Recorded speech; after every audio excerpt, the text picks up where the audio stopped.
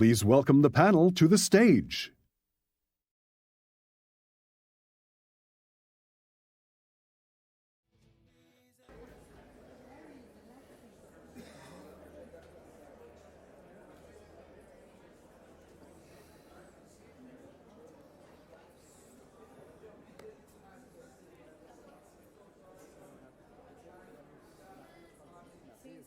Então a gente vai botar tudo isso dentro.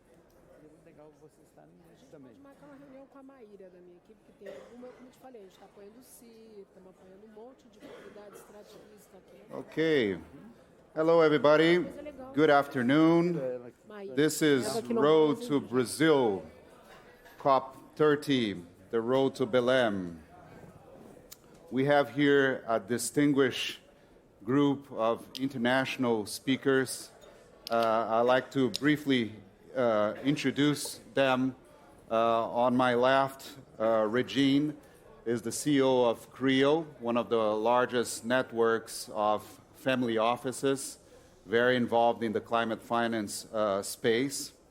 To her left, we have Tariye, the CEO of the Climate Investment Funds, working with different development banks and other implementing partners in projects all over the world. Then we have Rémy Rioux, coming from France. He's the CEO of the French Development Agency and also the chairman of the Financing Common Initiative. Mm-hmm. To his left, we have Maria Netto. Maria Netto is the executive director of the Institute of Climate and Society, is the largest re-grantor in Brazil. And to her left, we have Virgilio Viana. Virgilio Viana is an academic, a forest engineer with a PhD from Harvard University, and he's the founder and executive director of Foundation for Amazon Sustainability, the largest CSO in the Amazon basin. So as we look ahead to COP30 in Brazil, expectations are mounting for real progress, not just on pledges, but on financing, implementation, and coordination required to deliver results on the ground. Today's panel brings together leaders shaping the climate finance landscape from distant yet interconnected vantage points: public, private, and blended finance. Let's explore how each of these institutions is preparing for COP30 and what global collaboration should look like moving forward. Tariye, I would like to start with you. You took your position around a year or so ago. CIF has long delivered concessional finance for systemic transitions. What must multilateral climate funds do different or more ambitiously to help COP30 move from pledges to systemic change? Thank you, Sergio. It's great to be here. Can everyone hear me? Fine? Oh, wonderful. Well, for those of you who don't know the CIF, we've been operational for over 16 years, and the CIF is one of the world's largest multilateral climate funds, dedicating concessional funding through the multilateral development banking system and beyond. Over this time, with a capital base of about $12 billion, CIF has been advancing investments in developing countries by funding concessional catalytic capital and mobilizing capital to clean energy, to nature, and resilience. So we are part of the blended finance underpinning that is evolving so significantly these days. And even my own appointment as the CEO reflects an evolution. So this is the point about where are things going. You know, I joined the CIF after many years working on the forefront of finance and energy investments. I was structuring complex transactions in the infrastructure space and into climate finance and looking at blending concessional finance for clean energy and linking that to economic development. And you can see that as CIF, as they were evolving, wanted that type of deep finance and private capital experience as they were moving from being a finite pool of donor-contributed funds to being a leveraged, more market-facing entity that was more dynamic, that was creating more of a hybrid and innovative model around financing climate and development. And this is increasingly going to be the need from all of us. It is, you know, as we see the reduction in ODA in the markets, we're going to find that innovation for finance and innovation for efficiency becomes key. And indeed, the CIF is the first multilateral climate fund that has gone into the capital markets, and increasingly you're going to see more and more of these types of modalities, as well as working with co-financings and other actors. Recently, the CIF just launched the CIF Capital Markets Mechanism as part of this foray, and we were issued a AA plus and a AA1 rating from Fitch and Moody's. Very interesting issuance. We did a $500 million first issuance, potential to go up to even up into the billions. This was really our first, our inaugural debut, and it was oversubscribed about 6 times. So we had a $3 billion order book. This is really significant in that you're seeing that there is an appetite for pure play, clean energy, clean technology investments. And to the extent that the multilateral climate finance system or climate finance generally can better make this investment case, consolidating assets in a way that are attractive, especially in our case, underpinned by multilateral development finance, it can be quite powerful. So CCMM is just the beginning. We're expecting to build out an order book and or build out a curve, if you will, and then over time expand this type of model to nature, to resilience, so that we can apply this even beyond the more usual suspects in terms of sectors. Thank you, Tariye. We will continue to explore in the second round of questions. Now over to Régine. Régine, how can COP30 unlock greater private investment, especially in emerging markets where the gap between ambition and funding remains wide? Thank you for the question, the $1.3 trillion question.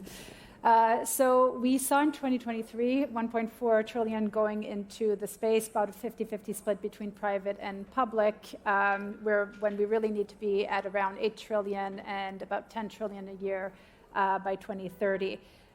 We know that private capital is the largest pool of capital, and we need that capital to be activated into this space. We also know that other than family offices, investors are fiduciaries, and so they need to maximize returns. And so in that context, if we could actually tackle 2 things, we would be able to progress quite significantly on accelerating private capital. That would be to include do no harm in fiduciary duty, and that would be putting a carbon price to price the negative externality. We know that that takes enormous political will, and so in the absence of that, we've been working on various kind of friction points that we believe, if addressed, would really help accelerate capital coming into this space. Because there are investable opportunities, both in climate and increasingly so in emerging markets, but you need active investors. This is not passive investing sport. You need private markets to be effective and efficient. You need the deal flow, and you need the families and the asset owners to have the knowledge to do so. So the 5 things we're thinking about and trying to advance, and would hope that the COP presidency is also considering. 1 is data transparency. We often hear about feasibility studies, which are wonderful, looking at very bespoke types of products or opportunities, projects. But without data that actually shows that in emerging markets, this idea of this perceived risk, we need to show investors that that is indeed true. And so if we could get private sector data on default risk data, that would go a long way. We are building financial performance data. Investors want to see performance. Now, they want to see it over more than 10 years. The good news is that climate finance has been growing over the past 10 years, but no one is actually tracking this data at scale. And so we need someone to be doing this. Same thing with impact performance data. Now, that seems easy. It's not. All of this is very hard. The second thing is building knowledge, expertise, and capacity of the investors. In most cases, even those investors that have commitments don't necessarily have the teams to do this. And not only that, they're also not necessarily connected with this community. They don't have the budgets to attend these conferences. And so it's very hard for them to even originate or source deals. The third piece is kind of building the plumbing system. So we talked about this in an earlier session. we need to find ways to connect the capital to the opportunities, whether you're looking at very local, community-based opportunities. Making these investment fungible is really important for an investor, which brings me to the fourth piece, voluntary carbon markets. If these don't work, we will not be able to scale nature, and we will not be able to scale next-generation tech. Our families have invested in almost 2,000 companies in this space, and many of those companies leverage voluntary carbon markets to be able to make the economics work until they can scale and then be economically viable. So yes, it works for solar. Yes, it works for onshore wind. The next 40 technologies really need voluntary carbon markets. And for those to work well, you need a carbon accounting system that works. The GHG protocol wasn't meant to be an accounting system. We need a ledger-based system. There are some new methodologies coming out that are gaining some speed, and we hope that the COP presidency will look at these, including emissions liability management. And the last piece, of course, is risk return. These investors as fiduciaries need to make returns and need to be compensated for the amount of risk they're doing. So things like, how do we think about nature? Is this really an asset class? What is an asset class? It wasn't that long ago that infra wasn't an asset class. Infra became an asset class about 25 years ago. Private credit is a very new asset class. So what made these asset classes? What role do they play in the whole portfolio in terms of diversification, in terms of correlation? And so could we start thinking about nature, first-of-kind project financing as separate asset classes to enable investors to come into this space? Thank you, Régine. We will continue also with you just in a short while. Now over to Virgilio. Virgilio, you have been living and working in the Amazon region for many, many decades. Actually, you flew all the way from Manaus in the state of Amazonia in Brazil to this conference. You have been in government as a former Secretary of Sustainable Development of the state of Amazonas. You have been in academia, and you're also a member of the papal group of advisors, the Academia Papale, and you are the executive director of the Foundation for Amazon Sustainability with projects in over 750 communities throughout the region. As COP30 comes to Belém, a large city in the heart of Amazon, how do we ensure that Amazon isn't just the setting, but the central to the outcomes? Well, good afternoon, everybody. It's a pleasure to be here. Thank you, Sergio. I think COP30 is going to be the most important COP after Paris. It's not only 10 years, and it's very symbolic, but it's a COP that is going to be inspired by the Amazon. First, because of nature-based solutions. Of course, Amazon equals nature. And second, people's agenda. We are going to have the exposure of the challenges that a city like Belém has, and I think that's going to be very educational. And I think Belém is going to be great, so I encourage everybody to come. There is going to be a different setup than Dubai, but there will be lots of rooms. Belém has an interesting thing, which is the largest Catholic celebration with 2 million people that come to the city.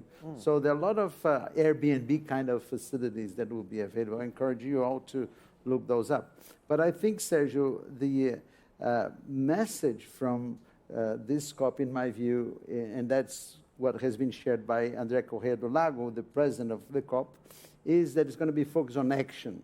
So the Amazon is near a tipping point. It's in an emergency. So I think it's time to bring everybody that is concerned and see how we can deploy action on the ground. I think that is the key outcome that I expect for the Amazon. And a couple of years ago, I coined the phrase that the Amazon is too big to fail. Think of the small banks of Wall Street that required a couple of $1 trillion to be out. I think the Amazon is more important. So I think we need to harness significant amount of money. It's payback. It's the best option that we have in terms of cost benefit is nature-based solutions in the Amazon, because we have a lot of forests to restore And as well, we have a lot of forests to protect. And that's very important too. And here I just finished with this message. I think there's a lot of interest in reforestation, restoration of forests, and people are losing interest in protecting forests. And that is not correct. We should place a lot of attention and effort and money in protecting the existing forests, especially with indigenous peoples that play a very important role in doing that. Wonderful. Thank you, Virgilio. We'll also follow up on that question very shortly. Now, Maria Netto, you had an outstanding career at UNFCCC, at the Inter-American Development Bank, at the UN Development Program, and now, just 2 years ago, you went back to your home country, Brazil, to lead the Institute for Climate and Society. That's the largest re-grantor in Brazil, working in climate finance, working with philanthropies from all over the world and other partners. How can civil society shape both the process and outcomes of COP30, especially to ensure finance is inclusive, accountable, and just?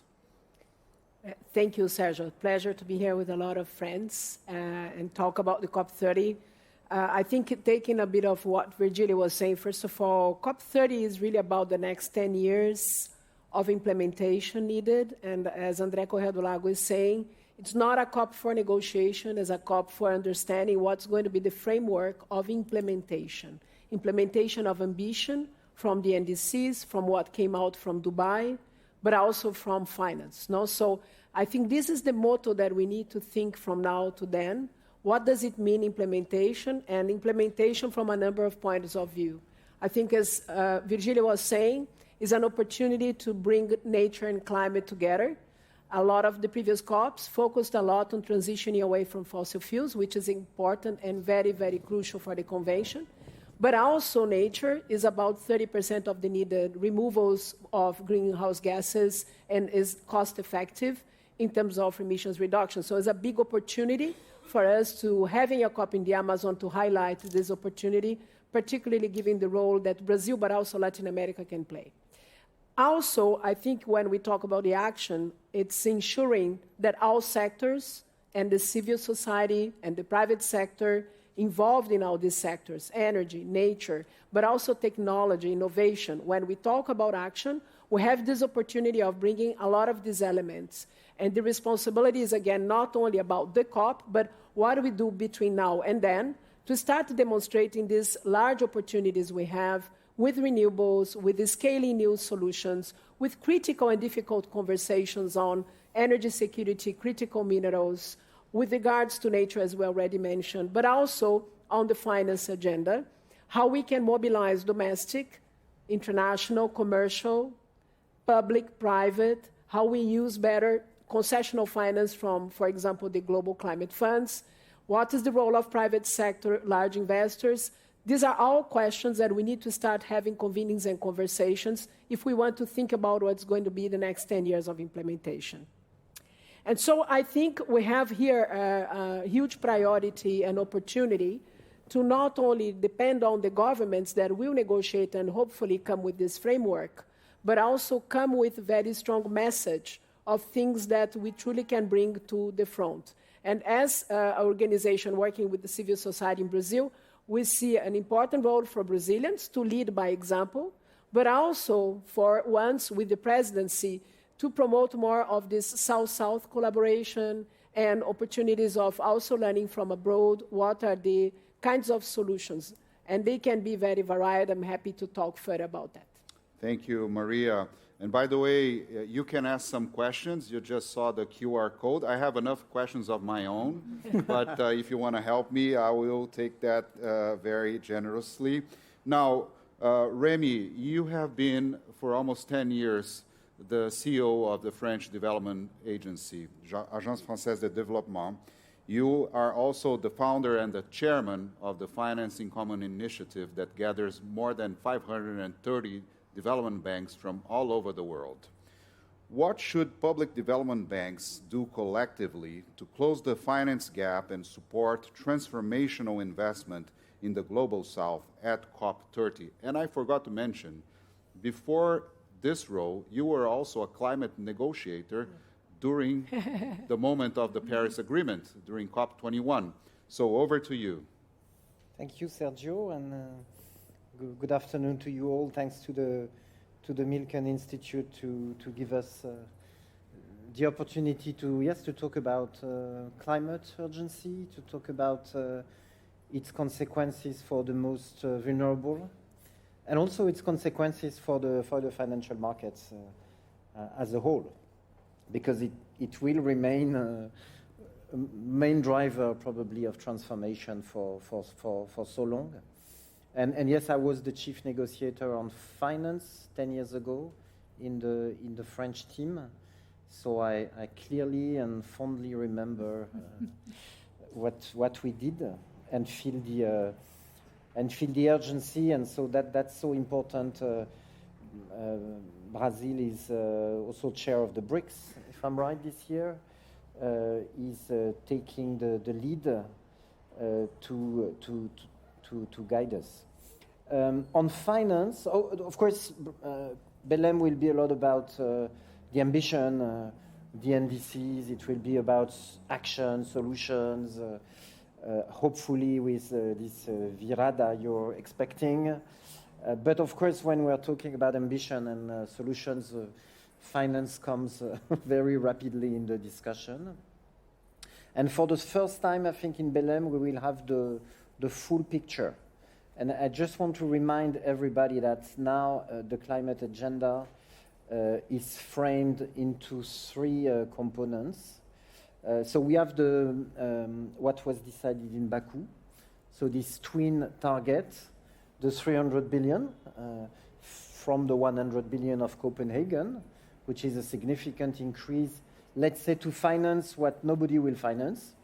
I was referring to the most vulnerable communities, territories.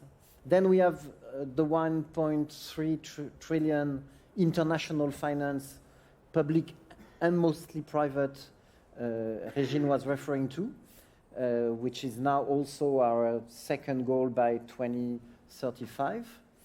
And then do not forget that we somehow stealthily put in the Paris Agreement Article 2.1c.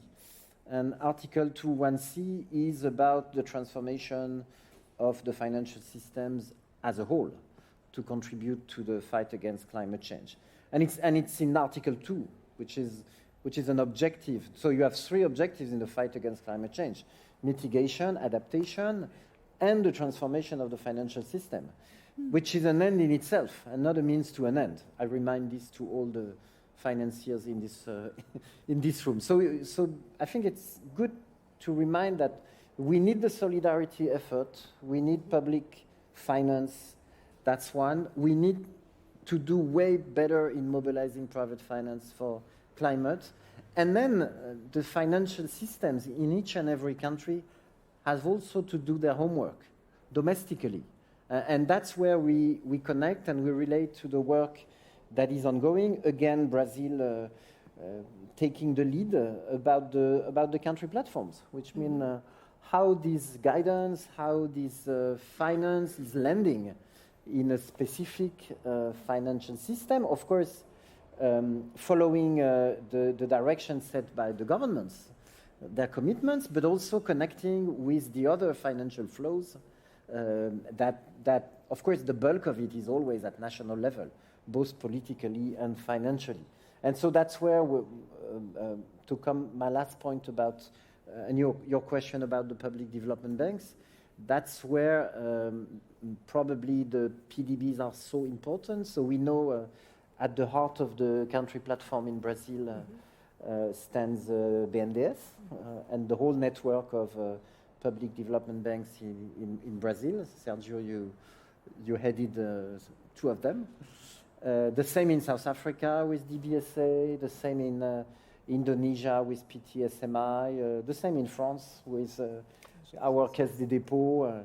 So just to share with you that I think the public development banks are, we are trying for a decade to gather, to train, to mobilize, are absolutely instrumental to make this happen. The MDBs, so what Tariye and CIF is doing also for so many years to build the engine, the MDB engine, the system, but also we need to plug below the rest of the architecture to make it capillary enough, both on the financing and the origination side, because we know we have not enough quality projects, especially, and I close by saying that it's not against private, it's really to make investors that are here willing to do their part,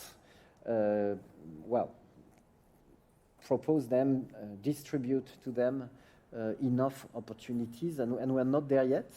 And this is what this framework, what this architecture system has to provide, hopefully with a significant spur coming from Belém at the end of this year. Thank you, Rémy. And I will add to that, we had Secretary Bessent, Secretary U.S. Treasury Secretary, outlining his vision for the multilateral development banks. We saw the appropriation of the budget for the U.S. DFC and its new priorities under the leadership of the newly appointed new CEO, Benjamin Black, an old friend of the Milken Institute. And we also have on the subnational level here in the U.S., the iBank here in California is a public development bank, very active, and many others, including the large real estate financial institutions like Fannie Mae and Freddie Mac. Now, Tariye, how can CIF better align with national priorities and ensure country ownership as nations update their climate plans? Well, country leadership has been at the bedrock of our work for a very long time. It's actually the model that we use, and I think we're all hearing a lot about country platforms, and we definitely see that country platforms are a great way for countries to lead, own, and prioritize their development planning as well as their investments across climate, energy, clean energy, and other interfaces, agriculture, health, etc. And country platforms is a priority area for the COP30 Circle of Finance Ministers, just launched. In fact, there was a session at the World Bank Spring Meetings, which I attended. And so things are really coalescing around this. But, you know, we firmly believe that country platforms are to be designed by a country to meet their own specific needs as well as their maturity. And so depending on where they're at, a country platform should effectively be designed to address that. And that's where the CIF comes in that we have a primary operating model which is about a country-led programmatic approach, where the country determines how they want to engage with our programming, and we work with the MDBs and the country in sessions to prioritize, to identify the bottlenecks, especially with respect to policy, regulation, as well as integrated strategic investments. And this means that when we're solving, we're not just going to invest in adding generation. We may be adding generation, transmission, even the road architecture that might be needed, as well as the policy and the regulation. And we see this as a firm nod to bankability, because ultimately, to create bankable assets and plays, you need the system to work together. It's often when there's a break in the system that we have failures. And this is why we have such a pretty solid portfolio, is because we're solving across the multidimensionality that countries face when they're trying to address these challenges. Now, you know, in respect of country platforms and leaning into where we're coming from, Baku, Dubai, and going into Belém, energy transition and clean energy as the bedrock of energy transformation for economic development and growth is clear.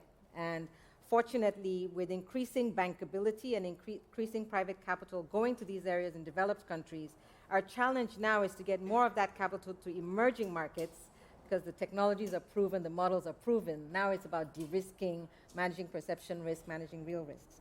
But in terms of the next era, we really cannot lose sight of nature and resilience. And so we're thrilled to see that you know, Brazil is going to be keeping nature at the center, and the role of countries as well, country platforms around nature and around resilience, backed by the national adaptation plans, and the links to nature is also going to be very important. We're very proud at the CIF of the work we've been doing with Brazil on nature. We have long supported a lot of that work, and we recently actually approved a support into an Amazon Clean Energy Accelerator, which is a tie-in of nature with energy and livelihoods. And what we're increasingly going to be seeing is the integration of the system approach. And that's where a country platform is so key. Because we can't solve these problems in silos. We can't be investing in projects or verticals. The system-based approach and the integration is challenging, but that's actually where we very much win the battle. Thank you, Tariye. Now, Régine, where do you see the most promising opportunities? You spoke a little bit in the first round about the mobilization, kind of a little bit, sort of preparing, but now kind of digging deeper, and whether in energy transition or nature-based solutions or any other kind of asset classes, for what private capital, what needs to be there for private capital to scale? So I'm going to take this question in a slightly different direction, because I think if we're talking about catalyzing private capital, we have to look at what's in the market right now and what are those opportunities trying to achieve. So just a little bit of background on CREO. And again, we're a nonprofit. I'm going to talk about deals. This is not marketing of deals. We take no fees on the deals. This is really information that we're sharing on stage. So CREO tracks about 2,400 climate-focused funds globally. And of those 2,400 funds, 350 of them are in emerging markets. Our families have invested in 450 of them.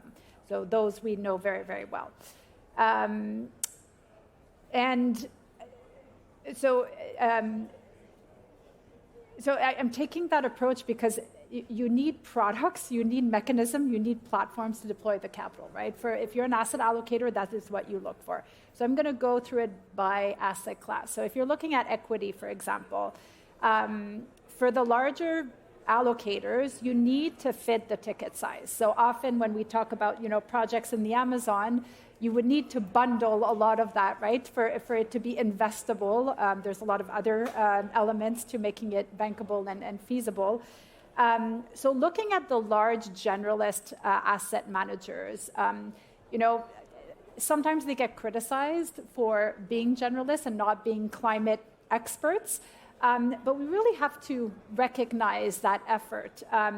And one of the things that have been, I think, in my view, very, very catalytic is Altera, that was, launched or announced at COP28. Altera did start with BlackRock, TPG, and Brookfield. Again, very usual asset managers that the big funders know and have relationships with.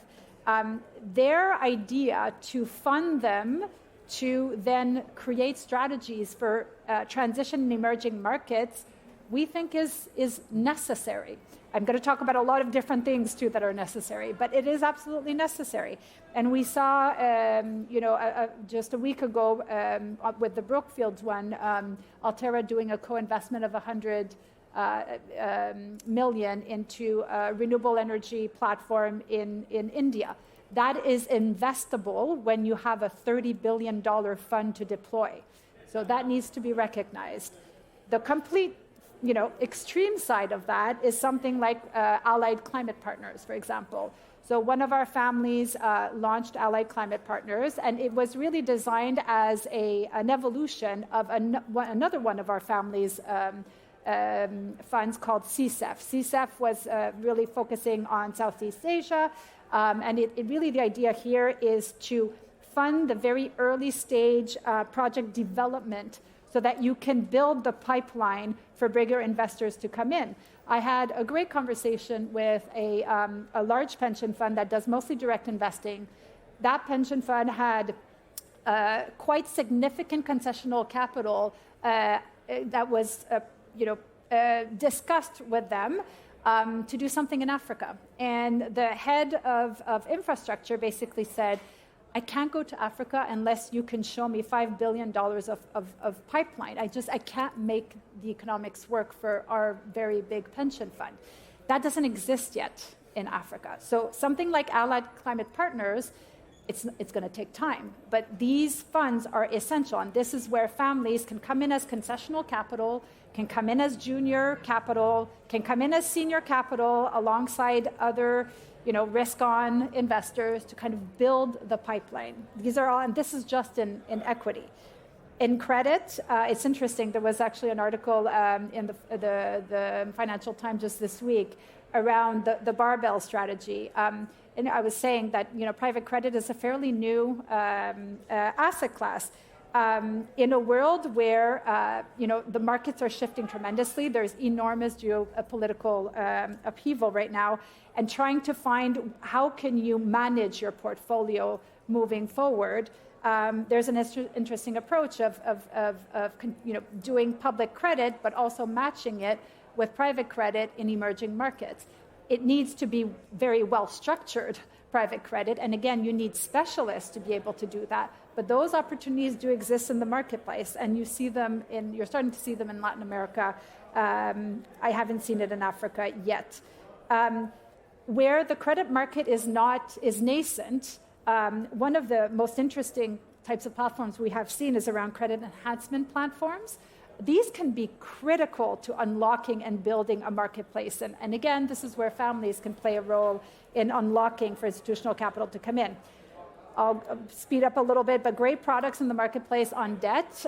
There's an increasing number of debt products in Latin America, in Africa, that are starting to see pension funds come in. 91 had a great one that saw two significant pension funds coming in to dabble into the space. If they're successful, others will come in. Debt for nature swaps, we've got Jennifer Morris here, so she's way more of an expert than I am. I think TNC did 4 of the debt for nature swaps, and my understanding is the first one took over a year, and we're now at about 3 months in terms of, very quickly we found some efficiencies to be able to bring together these deals. One of our family's builders, the family office of Lucas Walton, came in with a $70 million guarantee into a debt for nature swap for the blue economy in Barbados. This is where and we saw AXA come in, so we saw insurance companies, families, coming together with the leadership of TNC. These are very novel, new mechanisms, and some of our families are also now putting together a facility, trying to raise about $300 million of philanthropic capital so that we can do more of these faster. That's another great innovation. Bonds, we just saw the World Bank, the IBRD, come out with the largest outcomes bond for the Amazon, right? It's at $225 million. And we saw mostly banks coming into that, right? But those are really interesting instruments as well. So again, you talk about opportunities. They are in the marketplace. It is building. We are trying very hard to accelerate this work. What I talked about initially will help accelerate, but it's happening, and we should all recognize that success. Thank you. Thank you, Régine. Now, back to you, Virgilio. FAS, the organization you run, is a big implementing partner to many funds. The Amazon Fund, you're the biggest implementing partner. You just received a very relevant grant from the German Development Bank, KfW, of over 80 million euros to implement projects in these over 750 communities. What financing models have worked in connecting local communities to global climate finance, and how can they be scaled up? Well, I'd just like to relate to Rémy's point about one of the goals of the Paris Agreement, which is restructuring financing. I think the model of KfW is a very interesting one. They did a global competitive process to select a manager of these funds, and we ended up winning this competition.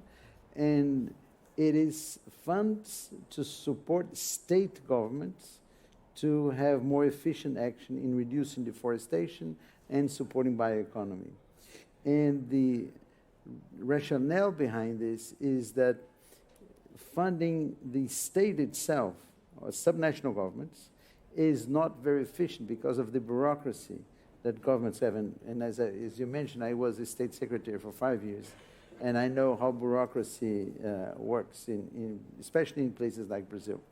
So I think that model is an interesting one, and what we're trying to do now is to have co-funding, because the way that particular program was structured allows for certain kind of expenses, but not to others. So we're looking for private co-funding to increase the efficiency. And this is a point I'd like to highlight, the importance of increasing speed and efficiency. We are in a time of an emergency, right? Climate change, all the science behind us tells this.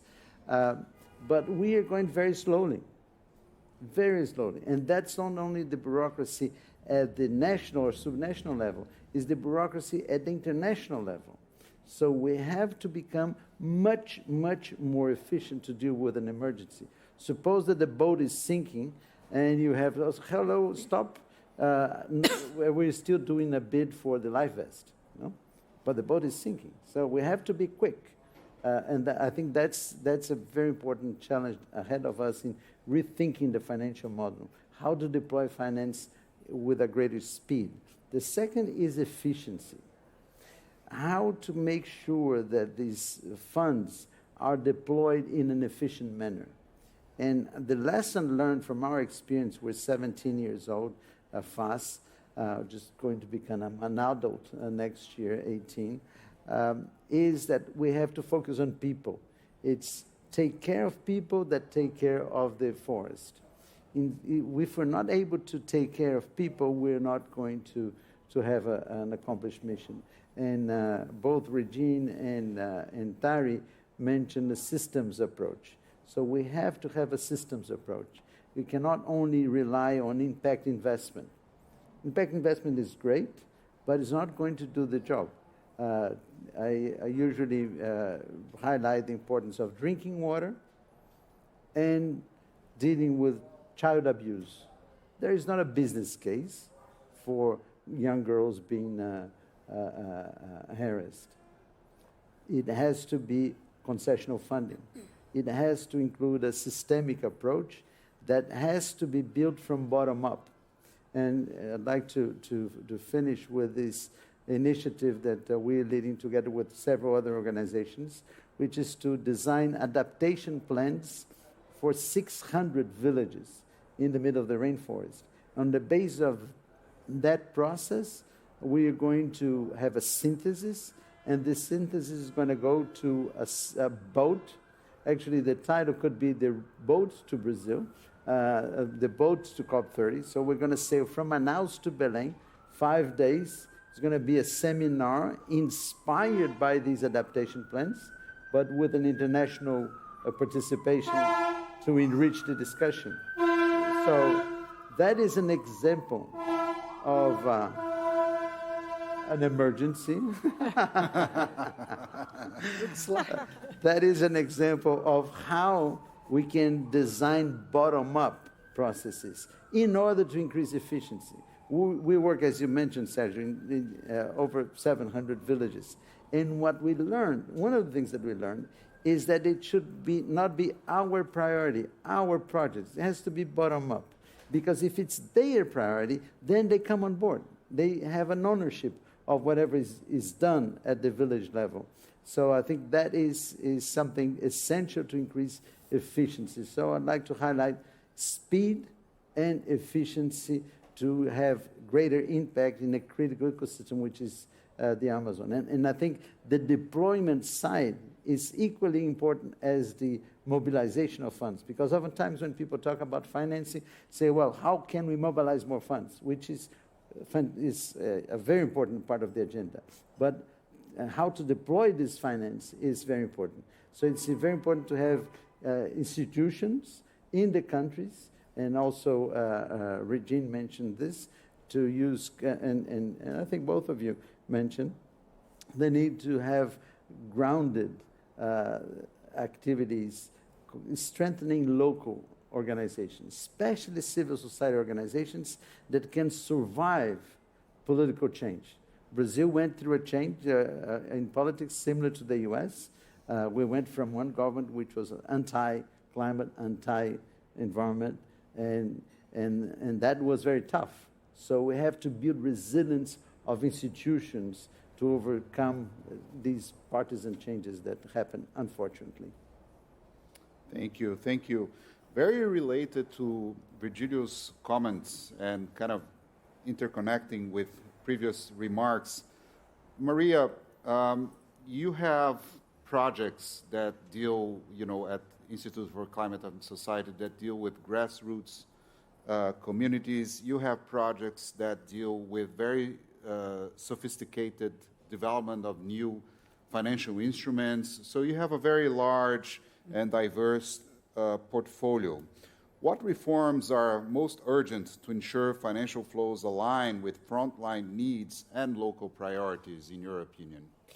I think the first thing is to understand that climate change, or even, let's say, environment, but let's talk about climate change in particular, is not something separated from the economy. And I think the big thing that we are seeing, particularly over the last 5 years, is this recognition of not trying to separate one thing to the other. So there's a type of example, and I want to give this example because it shows the kinds of reforms when we talk about the financial systems and the delivery, is the cost of inaction, and particularly the cost of impacts of climate change and disasters. If we look at last year or the year before, it was in the order of more than 500 billion a year.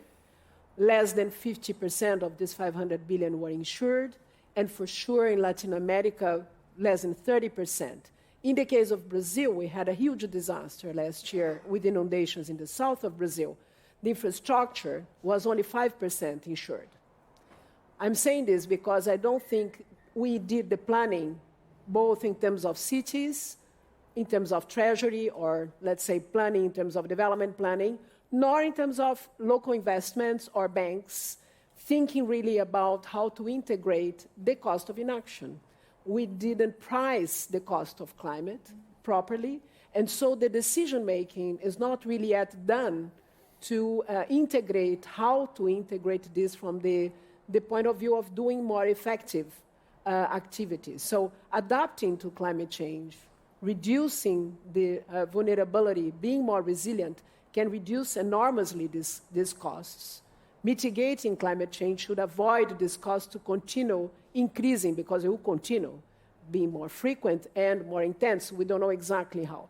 And so I think the big challenge for us is to realize that the way we are rating risks today, the way we are actually developing our insurance products, the way we are promoting investments, is not yet integrating this future uncertainty that will happen, but we don't know how intense and how frequent.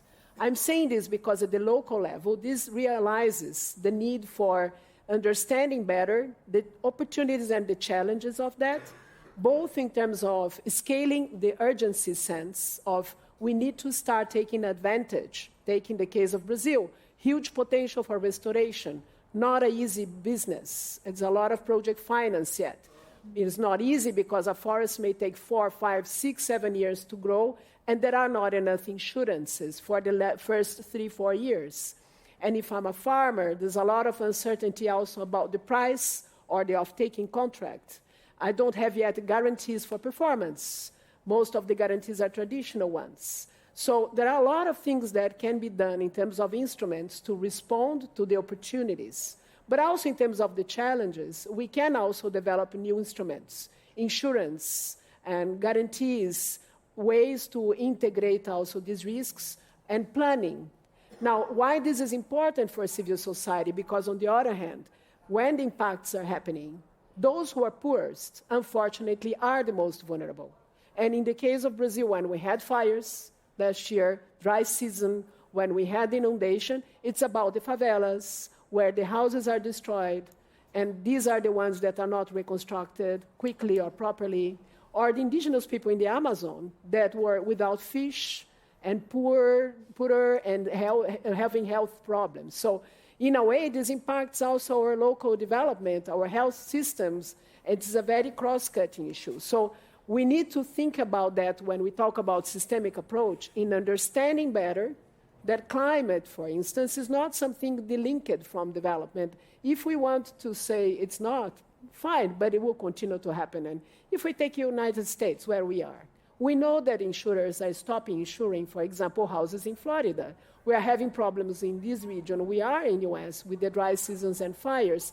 How we start looking at this as a truly new economic problem that requires a different way to look at the financial system. So practically, we need to look at opportunities of making things happening. I think what Rémy was saying, in the case of Latin America, and luckily in Brazil, we do have a strong development banking structure. So this might be a way to combine public and private finance. And that's why I was mentioning about the importance of also mobilizing resources in a clever way. There is no bullet solution. If you are trying to resolve something with nature or restoration, it's completely different financial solution than if you are trying to scale innovation in technology, for example, for critical minerals, for green hydrogen, or to scaling our wind-powered opportunities. They are different proposals, right? So we need to be able to work with the public finance, the planning, and also the different asset managers and the different sectors of the financial system. We often are talking too much about banks. In Latin America, they are very important. That's another reality. When we talk about globally different countries, Latin America is very, very dependent on the banking system. Our capital markets are very shallow. How do we develop these capital markets? These bonds, markets, and so on may be a great opportunity, but we need to resolve also the underlying failures of the markets. Cost of capital is a general problem for a lot of emerging markets because we work with local currencies, and dollar is not an easy thing to operate, particularly when people have short-term kind of vision, and you actually need to have long-term investments. No? So I think these are all issues, but they may become also a huge opportunity. So coming back, I think we have a lot to do, and I think Rémy mentioned that, domestically to try to develop solutions. But there is this international connection need as well. When talking again about economics and climate, this is an area that we need to develop jointly because I think we're all facing the same problem. We don't have yet the appropriate systems, prudentially, economically speaking, in terms of planning, that is yet there to understand how we handle this uncertainty that has, however, a certainty of happening. And so that, I think, is the challenge, and at the same time, the opportunity for us to act. Thank you. Thank you, Maria. Now, over to you, Rémy. This is a year of COP30, but this is also a big year for the development banks and for development finance in general, as we had to the 4th International Conference on Financing for Development, the FFD4, that it's taking place in Seville, Spain, just in late June this year. How can public development banks place themselves at the center of efforts to reform global financial flows, particularly to serve the climate vulnerable? And also like to remind that, we are here talking to a private sector audience mainly. What's the relationship? How can we work together, not only in terms of financing projects, and I know that public development banks have financed relevant projects such as vaccines during COVID and large infrastructure projects in Europe and all over the world. How do you see this positioning, not only of multilateral development banks, but also national and subnational development banks, as you know so well? Yes, I was in New York earlier this week, so another setting and discussing this other UN process that is not UNFCCC, but the financing for development. So it's not that well known, but it's important because these conferences only happen once a decade. So the last one was also in 2015. It was in Addis Abeba, the year of COP21. And it's important because it gives a bit of a photography of where we are, all of us, in terms of financing international cooperation and paying attention to the most vulnerable. And it's particularly important, I would say, at times when international cooperation is threatened, is weakening, probably weakening as the previous framework many of us served, that was set in the 1960s, which is called the ODA, Official Development Assistance, is, well, slowly, but now somehow more rapidly going. So we need urgently to define something else that would be convincing enough for our taxpayers, and also that will answer the needs of private actors, like it was said eloquently on this panel. So I hope no finger pointing in Seville, and June, early July. I'm not that sure, and that our governments, because it's a UN member state process, will find a way for Belém actually to because in the end it's about the framework. There are several dimensions. One is the discussion about the quality of investments. I think is very important, and this is a place we can discuss with the private sector. Many of us have developed assessments, filters, opinions, and quality is interesting because it's not only about climate, but of course it's also, Jennifer is here, about biodiversity. It's also about social, it's also about value creation, but that is sustainable, that is not destroying the planet and the communities. And this is something for a decade many of us have worked on that we can share. Second point is this twin mandate I was referring to. So I think for the Global South, we need to give clarity on, okay, there will be a pot of finance that will be protected, that will be mostly public for the most vulnerable. In France, we phrased it, 60% of our budget resources for international cooperation is devoted to the most vulnerable as a guarantee. Mm-hmm. But which means that the other 40% can be allocated in mobilizing private finance, somehow in a very opportunistic way where it's the most efficient, and deploy innovative schemes. I come to that with private sector like never, and we are expecting from the governments probably stronger KPIs about mobilization. I know we are not there yet because probably the mandate set to public financial institution is not yet clear and strong enough. Mm-hmm. Third, to follow what Virgilio was saying, we have to do way better in terms of efficiency, reducing red tape, relying on each other as fellow public financial institution, and speed up the way we operate. That's for sure, but somehow it depends also on our stakeholders. And last, maybe if we do all that, maybe we can merit a bit more ambition. So I'm not expecting too much from budget resources, but who knows? I think we can have investments in public banks, so have their balance sheet grow. And I remind everybody that you cannot oppose public and private, because public banks could be at a time an asset class in the market, like municipal bonds or sovereign bonds or corporate bonds, and they are mobilizing private finance. I mean, this is our model forever, and investing this private money in poor countries on frontier issues. So a very simple idea is to make MDBs grow, or maybe the wider community of public banks grow. That's one. Second, of course, on the asset side, consolidate all we did on de-risking instruments, first loss, guarantees. I mean, now I think we have a lot of experience that can be replicated and scaled up. And then there are also all the other innovations.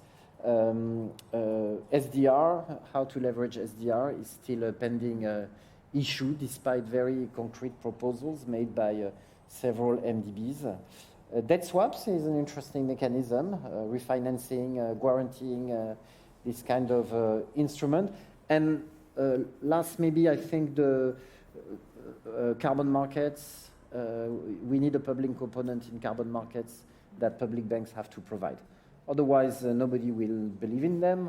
The price will stay very low. The infrastructure will not be there. The methodology. We were all waiting for the final negotiation of Article 6 of the Paris Agreement. Now it was done in Baku.